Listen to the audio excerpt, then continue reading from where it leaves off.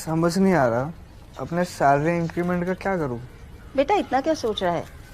अपने mutual funds के SIP का टॉप अप करा ले। This is the right time. क्या? समझ में नहीं आया। बेटा इतना क्या सोच रहा है? अपने म्यूचुअल फंड्स का एसआईपी टॉप अप करा ले। This is the right time. आप समझा।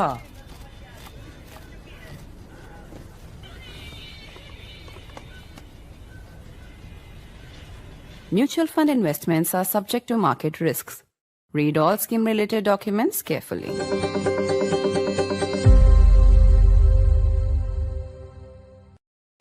There is unrest in India's neighborhood. First Bangladesh, now Nepal. There is friction with the United States of America after Donald Trump's tariff war, though the US president seemed to walk back that friction just a little bit. And there is a cautious rapprochement with China. With the world in turmoil and the neighborhood of India immediately precarious, India's foreign policy and strategic doctrine has perhaps undergone and is still undergoing a reset. We'll try and understand that reset today with veteran diplomat and former Foreign Secretary Kanwal Sibal in just a moment. I'm Barkha Dutt, you're with the Mojo Story. The scenes out of Nepal underline what I'm talking about. And unrest in our immediate neighborhood. We've seen these scenes in Bangladesh, in Sri Lanka before, and now we're seeing them in Nepal, where the Prime Minister has just resigned. This after mass protests by the country's Gen Z, protesting corruption, protesting the ban on social media that has just been taken back. The unrest in the immediate neighborhood is part of security and geopolitical challenges that India is grappling with.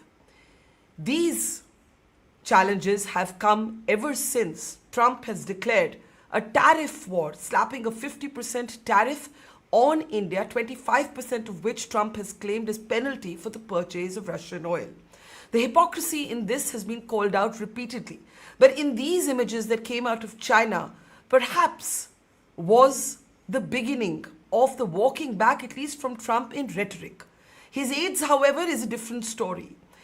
Trump's trade advisor Peter Navarro has lashed out at India and China again, using the word vampire for them. He's also threatened this time that however this ends, it won't end well for India. This even as the Americans are cozying up with Pakistan and Asim Munir, an American delegation signing a new agreement with Asim Munir in the room with Pakistan's Shehbaz Sharif. There's a lot to talk about. India is facing a set of geopolitical challenges both in the immediate neighborhood and on the global stage, and a strategic doctrine is adapting itself even as we speak. I want to welcome to the program now our newsmaker today, former Foreign Secretary Kanwal Sibal is with us. Welcome to the program, sir. It's good to see you here. Let me start by actually asking you to take an overview. This isn't the first time that India is facing a number of challenges where our agility, our quick thinking, our political fortitude, our strength is being tested. If you had to take an overview, the large parts of the world seem in turmoil. It isn't just us. There's a kind of upending of geopolitics as we understand it. What is your overview? I think we are going through a change in the international environment. This had begun even before Trump came onto the scene, and the manner in which he has begun wrecking the foundations of the international order, both economic and political, that the United States itself had set up and nurtured ever since 1945.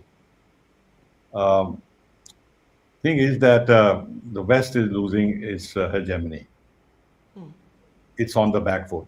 The G7 is not as powerful as it used to be because power has shifted eastwards. And the fulcrum of that shift is China. The tremendous and unprecedented rise of China so quickly has shifted global balances of power. It's the biggest manufacturing country in the world. And it's not merely a question of manufacturing size, but they have now very consciously over the years developed a hold on critical raw materials and critical technologies. America had the impression until 3, 4 years ago that they had a technology lead and that it would take some years for China to catch up. But they began to discover that this was not so. And now this has come out very much in the open that United States has lost its capacity to really pressure China as they thought they might. And you can see it in the case of tariffs where Trump, as you mentioned, had imposed 50% tariffs on us with 25% penalty tariffs because we buy Russian oil, notwithstanding the fact that China is a far bigger buyer of Russian oil and gas. You know, we are buying discounted Russian oil. So we have not broken any sanctions on any kind of system that the United States and the West has put in place in order to deprive Russia of extra revenues.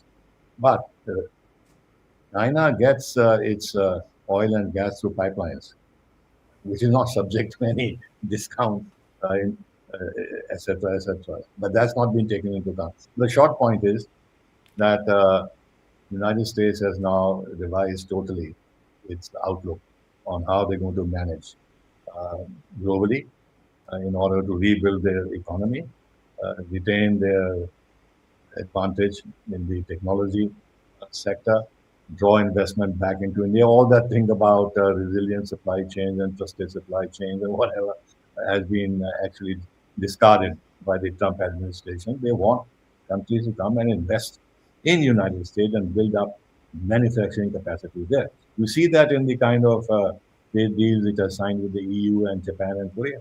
All these countries have promised millions of dollars of investment in the United States. And in the case of Japan, they have humiliated Japan so badly that one of the reasons why the Japanese Prime Minister recently resigned is because Trump forced on Japan to invest $550 billion in the United States, but hand over the control of these funds to President Trump to decide where these would be invested.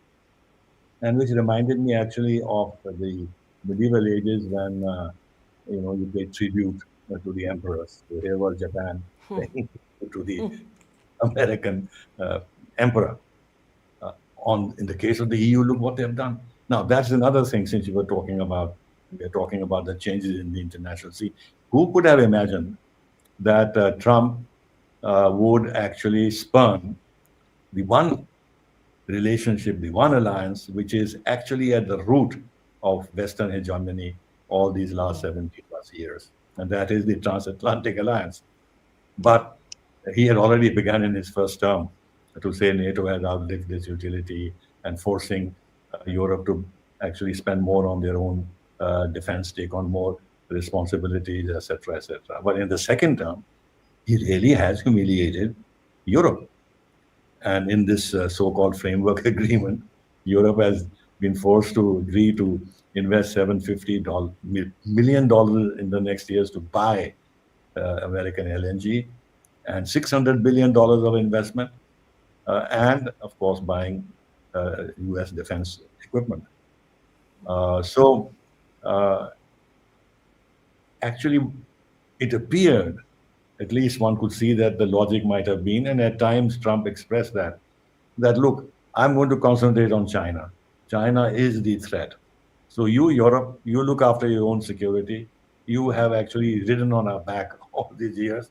Time has come for you to spend more money on your defense. So force them to increase, at least commit themselves to increase their defense spending to 5% of GDP. It's not going to happen, but at least he has forced them on paper to agree. And then, of course, he's confused everybody by also being very soft on China. He began by being tough. He reached up to 120, 140% tariffs or whatever, and then climbed down. And now it's only 30% tariffs. And he's looking for a big, beautiful deal and talks about his admiration for Xi. In fact, the only foreign president that he by name invited to his inauguration was President Xi of China. And now he talks about visiting China this year. And of course, it's amusing how he reacted to the Chinese parade at the SCO summit. Um, and he said, I'm sure the Chinese wanted me to watch, and I was watching, Yeah. etc., etc. So the long and short is that this kind of upheaval that we are seeing globally puts India in a challenging situation where Yeah. we now have to manage different pressures. We have to carve a way out to make sure that our independence in decision making, our strategic autonomy, etc., is preserved. Because remember, we have difficult relations with China, and now that we have difficult relations with the United States, it makes our diplomatic task more difficult. Now, if United States, for example, withdraws or dilutes its commitment to the Quad, and the Yeah. Indo-Pacific concept loses its salience, then what do we do? Do we then try and make up to China to the extent that we can? But huge risks there because with our difficulties in our relations with the United States, our hands vis-a-vis China is weakened, and China will therefore take big advantage of that, or as much advantage as possible, to strike a favorable deal for themselves. And therefore, we can't actually reach out to China beyond a certain point because there are certain very important bottom lines which must be taken care of before we can begin the process of opening up to China in any serious Yeah. way. On the border, China has not given any sign of de-escalation and of course demobilization subsequently. On the trade deficit, I know we have been pressing China for all these years to actually open up their market towards us. And we have seen all these years, despite our pleading, the deficit has continued to balloon, and today is $100 billion. This Yeah. can't carry on. And then, of course, they are now very subtly, although mind you, now they're saying that they have promised sort of that they will look at all the denial of uh, certain critical materials, certain critical equipment, and boring machines for tunnels and fertilizers of a certain kind. They say they'll look at it, but there's no commitment. So, in their own subtle way, like the Americans and others do, they are also, in a sense, sanctioning us or denying us access to certain products and technologies. So we have then to see how we can deal with China in a pragmatic way, but also standing our ground so that we Yeah. do not yield unnecessarily to the new blandishments that we see coming from China. Their ambassador is very active in this regard. Uh, Correct. we have to Let keep me our let cool. me let me come to China in just a moment and just ask you a couple of things on how you read the U.S. situation.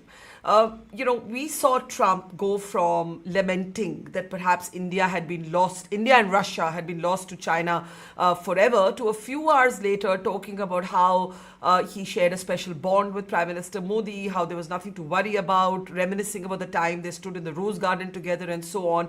And a lot of people felt that maybe he was walking back some of his rhetoric, maybe this was the off-ramp moment.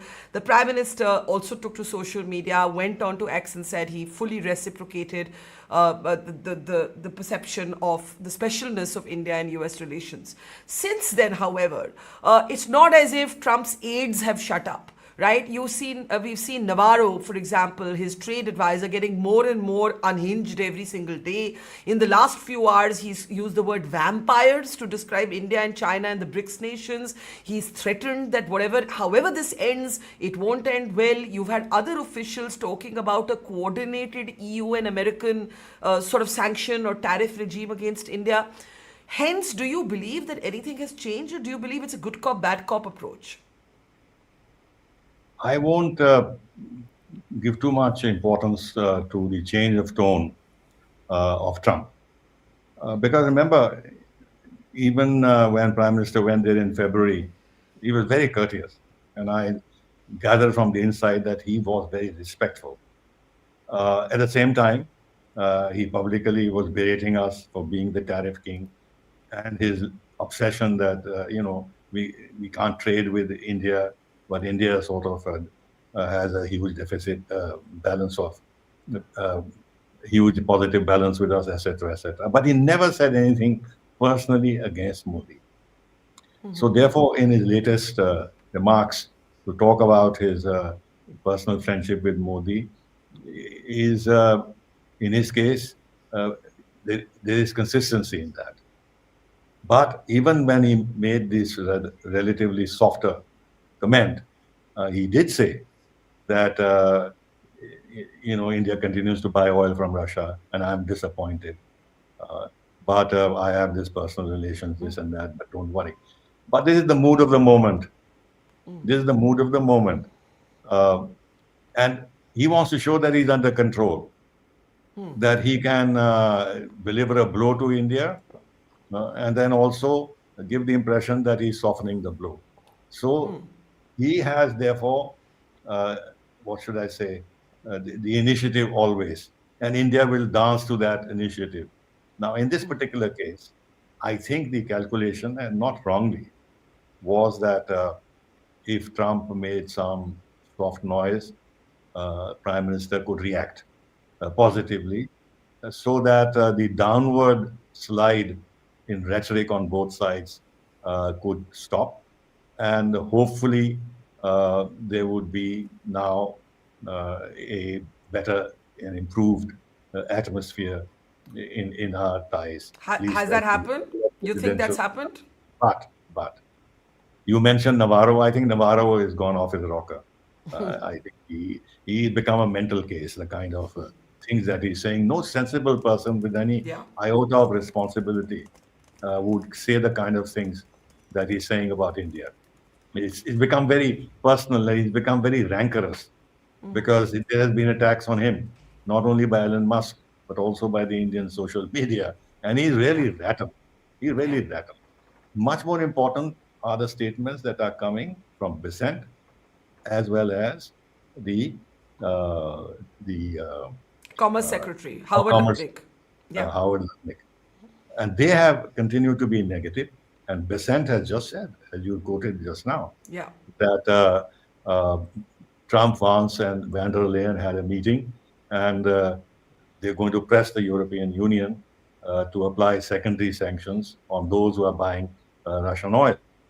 So now the idea is that Europe should actually also apply sanctions on India, so that India, as Lutnick says, will come to Trump and says, "Sir, we are sorry." This is what he said. It's utterly ridiculous. Shows utter disrespect for a sovereign country, especially like India, to say that its leader should come and say sorry. Sorry for what? In fact, it's the Americans who should say sorry. It's Trump who should say sorry. It's all these fellows around him. Sorry for the language. Some of them sound like barking dogs. They are the ones who should say sorry. But nevertheless, I don't think Europe will do it because Europe actually is cornered and it wants to have other openings.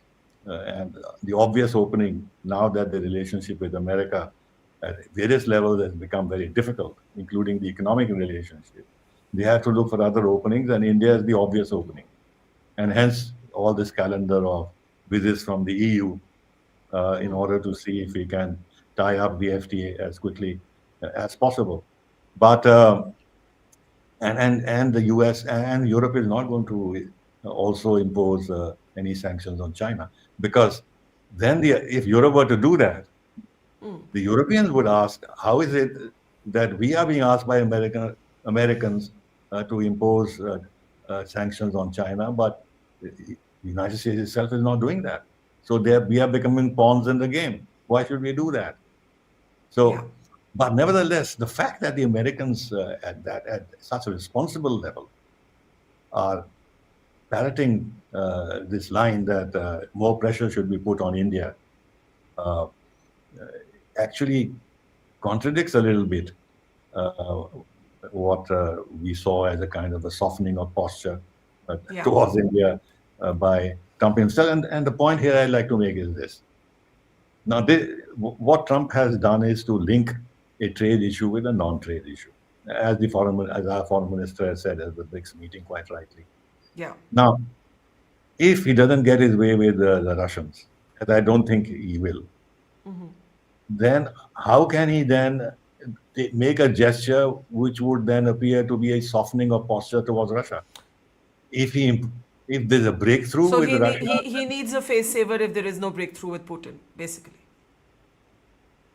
no, in fact, he doesn't have a face saver. A No, face that's saver what I'm would saying. be- That's what I'm saying. You're saying that unless he had a breakthrough on Russia, Ukraine, he has no way to walk back from the position he's taken Exactly. vis-a-vis India. Yeah. Exactly. Because then he would look like he's the loser, not the winner, and he wants to be a Correct. winner in every situation.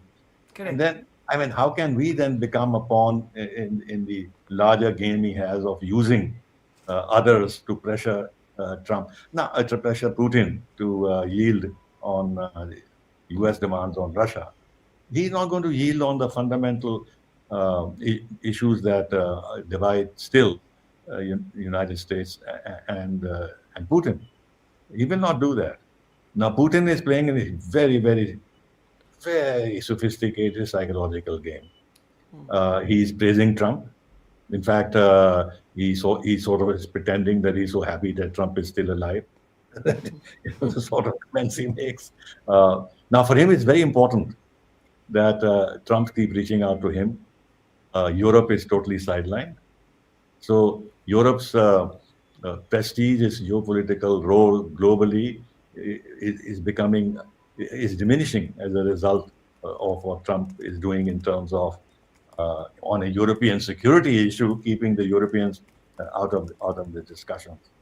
So, A, there is engagement with the United States. B, Europe is being humiliated, and Europe's hands are tied, so their options are limited. Plus, he's dangling to Trump. Trump is a totally transactional fellow. You know, there are two sovereignties in United States. One is the sovereign U.S. nation, and one is the sovereignty of Trump. Now, when he actually will, if there's a clash between these two sovereignties, his sovereignty will actually take precedence over.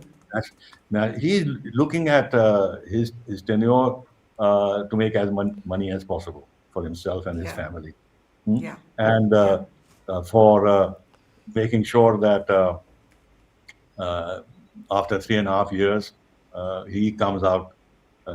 he himself comes out and his business interests, they come out the winners. So the Putin is therefore dangling to him the prospects of access to the raw materials of Russia. Trump also feels that if there is some kind of a solution, American companies can gain enormously, and he'll have an interest in some of them in terms of reconstruction and everything else in Ukraine. And similarly, you mentioned earlier this trade deal investment MOU between USS and Pakistan. You know, there is a interest of the family involved in the cryptocurrency links between Trump's family and Pakistan. Yeah, exactly. So he will use this occasion to promote the business interests of businessmen close to him in various ways, and one will discover the links between that and his own family members. So is that how you see the cozying up? Is that how you see the cozying up between Trump and Asim Munir? Is it driven by business? Some people say it's driven by the fact that the lobbying firm that the Pakistanis hired is run by Trump's former bodyguard. Some people speak of this business link. Others say it's because Pakistan nominated him for a Nobel Prize, and his ego is so big that he's very susceptible to flattery. How do you see it, sir?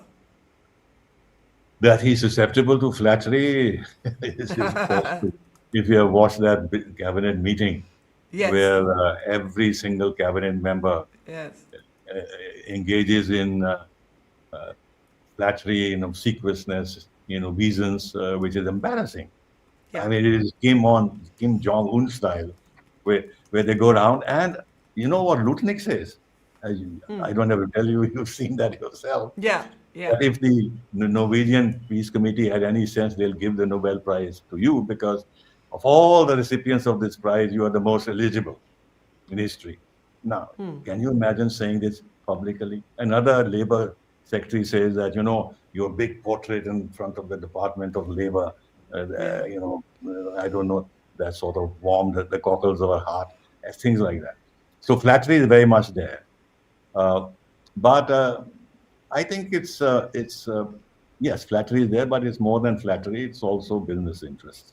Yeah. And in this particular National Crypto Council that Pakistan has set up, and the stake they have taken in this other business with Trump's junior son and Witkoff's son, and they've tied up with the NSA of UAE, who pumped in $2 billion in this venture and gave 60% to the American side. And now Asim Munir was responsible for taking a share in the UAE NSA's business venture. And that's the connection. That's the connection. And insofar as this USSM or whatever company is concerned, I can tell you confidently that nothing will come out of it. Nothing will come out of it.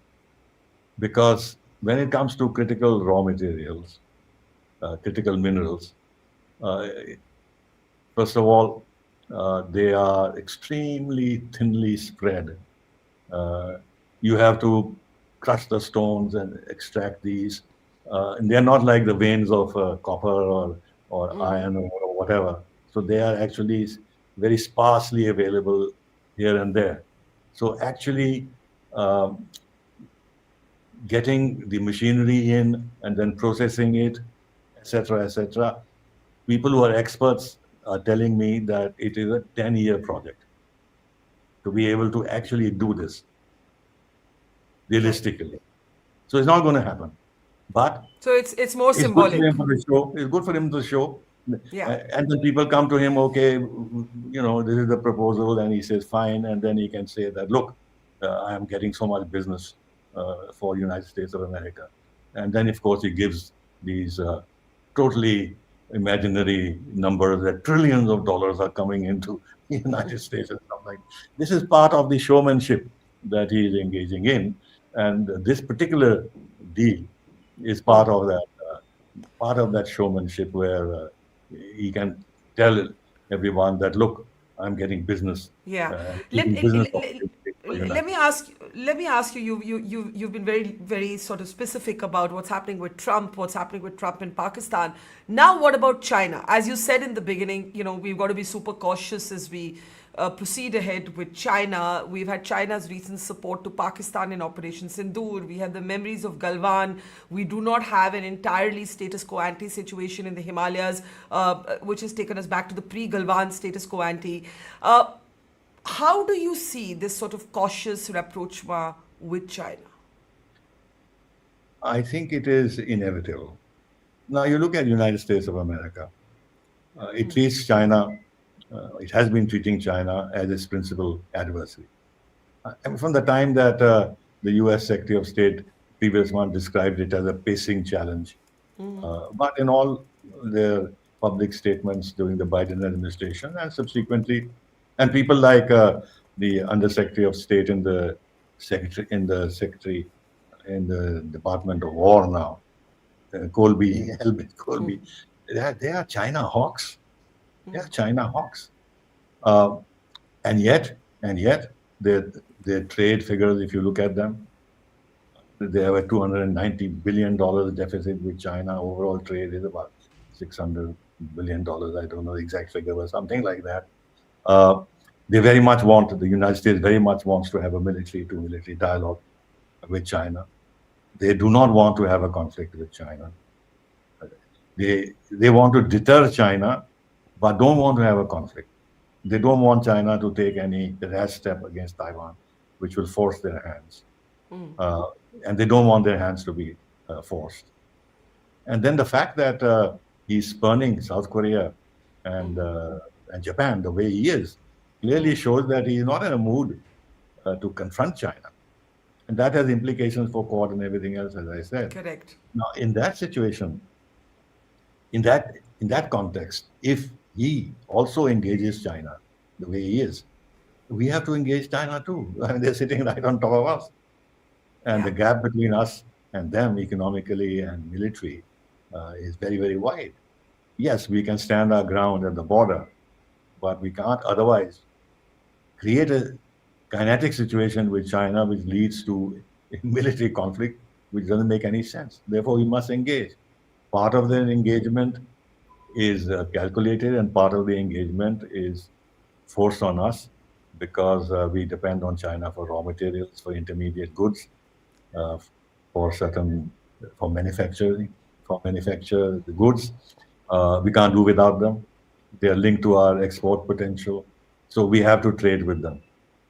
Uh, at the same time, uh, uh, we also want to keep China engaged through trade, uh, which also China attaches importance to. Some of the soft noises they are making is because they see the road down, they see the road ahead, and they know that they're coming under pressure on the economic side from the Yeah. United States.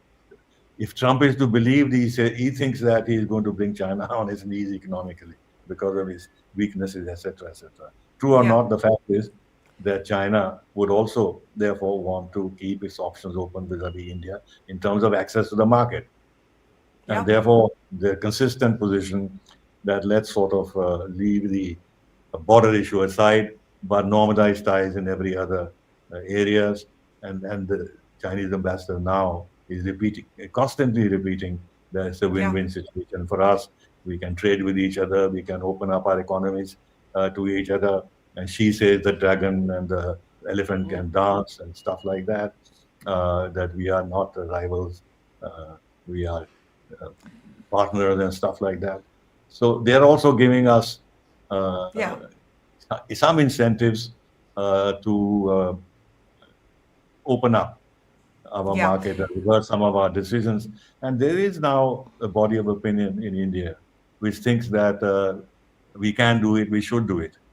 Uh, I mean, the jury will remain out on that, given the somewhat tortured history of the recent years in terms of specifically China's support to Pakistan, whether at the United Nations or whether indeed militarily in Op Sindoor. I just, sir, want to ask you a last question.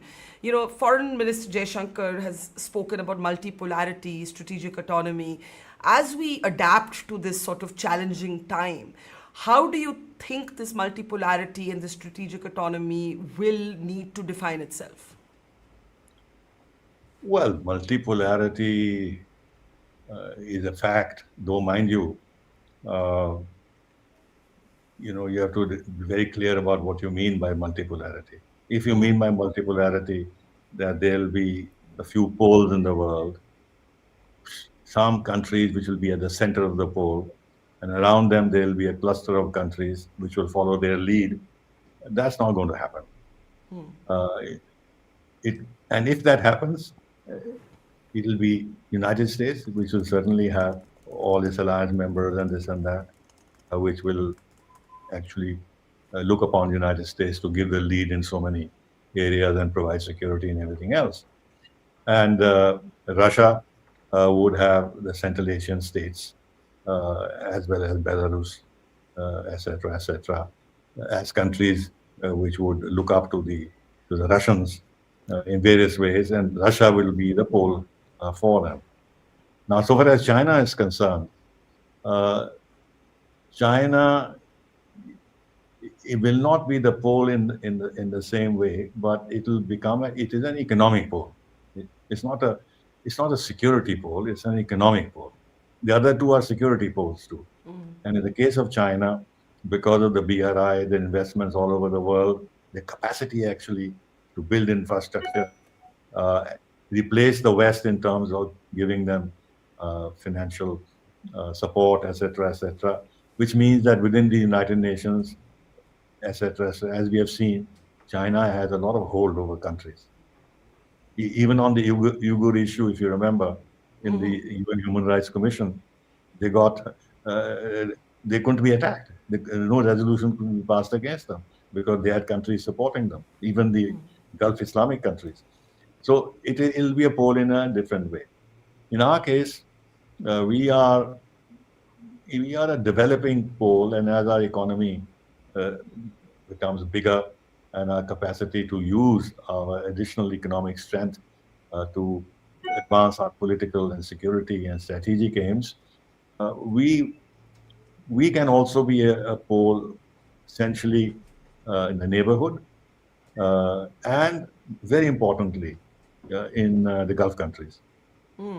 Because all these connectivity projects and whatever we are doing there will link, there's food security chain, food security, connectivity, hydrogen connectivity, electricity connectivity, and then IMET and all that stuff. So we can be a pole in that sense, though we will have always difficulty with Pakistan and Bangladesh, and of course with Nepal every now and then. So if you define multipolarity like that, yes. But at the end of the day, it can never be a smooth operation. No country is going to take fully dictates from another country. Europe won't do that towards the United States. Right. Other countries won't do it vis-a-vis China. And you find that Kazakhstan and some other countries are always looking for ways and means to reduce their dependence on Russia and bring the Americans in and this and that. So if you look at multipolarity like that, or if you look at it theoretically, as people say, that 45% of the global GDP is now in the BRICS countries, and in terms of population it's even more or whatever. That if you take these facts into consideration, it's clear that there is a shift in global power, and therefore the world is no longer unipolar, which it was, and which Trump, if left to his devices, would like to make it one. Absolutely. Now, the last part, in answer to your question, is the prospects of bipolarity. And there is always that concern in strategic circles or analysis in strategic circles that US and China may head towards a G2 situation, a bipolar world. That China looks after, as was proposed by some Chinese strategists, that you look after the Atlantic area and we look after Asia. And that is why India, in all our statements, including Prime Minister's statement at SCO, multipolar world, but multipolar Asia. That's right. We don't want to accept the hegemony of China in Asia, and therefore no G2 so far as we are concerned. But there is always that kind of conversation that goes on. Yeah. So I think basically, to final comment on your question, is that what there's all this talk about multipolarity and everything else is a product of the flux that we are seeing in international relations and how the countries are relating to each other. Well, as the Chinese would say, we certainly live in interesting times. Ambassador Sibal, former Foreign Secretary, veteran diplomat, thank you for breaking it down in an accessible fashion. Learned a lot from you and hope to talk to you again soon, because I have a feeling that we're going to have a headline, a moment, and our news cycle is going to be driven entirely by geopolitics and not so much domestic politics, because that's where the action is. Thank you so much, sir. Take care and see you soon. My pleasure. My pleasure. Thank you, sir. Thank you. It's great to see you here. Thank you for watching our work. If you haven't subscribed yet, don't forget to click the bell icon and subscribe to Mojo Story and support independent, robust journalism.